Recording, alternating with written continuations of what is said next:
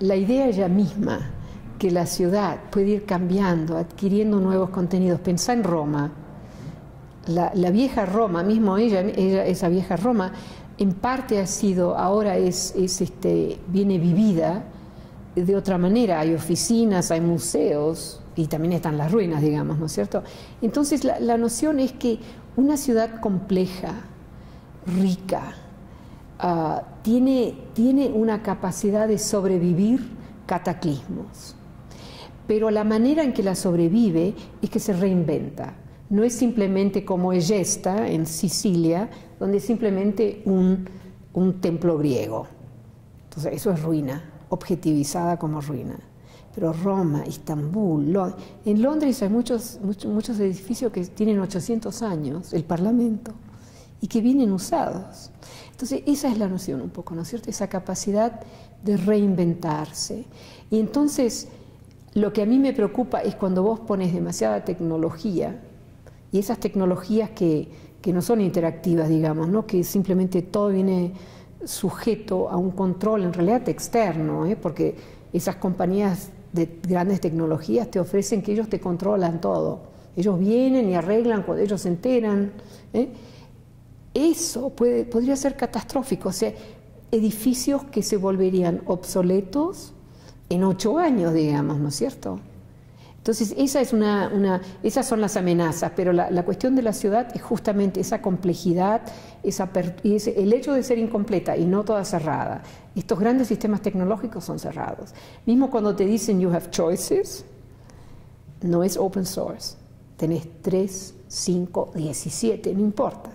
Pero no es open source en el sentido que realmente va viviendo como lo hace la ciudad, digamos, ¿no? Que va viviendo con las transformaciones de la gente, de las tecnologías, etcétera, etcétera. Yo creo que hay un discurso bastante conocido, muy bien desarrollado, yo lo he visto, ese tipo de literatura en todos los países del mundo que yo conozco, que te dicen ciertas cosas sobre que se vuelve solamente un barrio de gente rica, que puede ser parque público, pero los que no viven ahí no se atreven a entrar, o sea, esas cuestiones sociales. Todo eso también está pasando. Yo creo que hay una literatura muy buena sobre lo que se llama convencionalmente el espacio público. Por eso, a mí me interesa entrar en un espacio que no es tan familiar, con las mismas preguntas, ¿no es cierto? Entonces, yo digo toda la ciudad, no sé si es toda, por ahí es la parte central de la ciudad. Entonces yo digo que también hay amenazas, no es solamente amenazas al espacio público reconocido, pero digo 2 cosas más. Hay amenazas a toda esa complejidad de la ciudad y hay la necesidad, digamos, de también proteger esa complejidad. Y la tecnología tiene una manera de amenazarlo y el hecho de urbanizar en términos de solamente edificios de oficina y a la noche tenés terreno urbano muerto, digamos, ¿no? Que eso ya lo tratan de evitar porque no funciona muy bien. Esos son ejemplos, digamos, hay muchos mecanismos, pero en esa diferencia de mi enfoque también reside esta noción que hay que hacer. O sea, no es simplemente proteger espacio público que ya existe, hay que hacer lo público que es una ciudad, porque todo el espacio de la ciudad tiene una dimensión pública, mismo si vos no podés entrar en esos edificios, ¿no es cierto? Porque es un conjunto que evoca, que sugiere, que produce una especie de impresión, de experiencia, de posibilidad de algo que esta ciudad es mi ciudad. En el siglo pasado, la frontera del sistema era el borde del sistema, donde los empirios, o sea, los británicos, los holandeses, no sabían si controlaban plenamente. Esa era la frontera. Esa frontera venía marcada por el encuentro de 2 sujetos, 2 sociedades, 2 proyectos de vida, etcétera, etcétera, para los cuales no había reglas de encuentro. Cuando Obama o cuando vuestro presidente va a China, hay reglas que gobiernan ese encuentro. No se pueden hablar de cualquier cosa. En el espacio frontera del viejo imperio, que era la frontera como históricamente la entendemos, es la misma cosa. Y yo digo que hoy en día ese espacio frontera ya no existe. Donde está es en las grandes ciudades, en el centro de las grandes ciudades.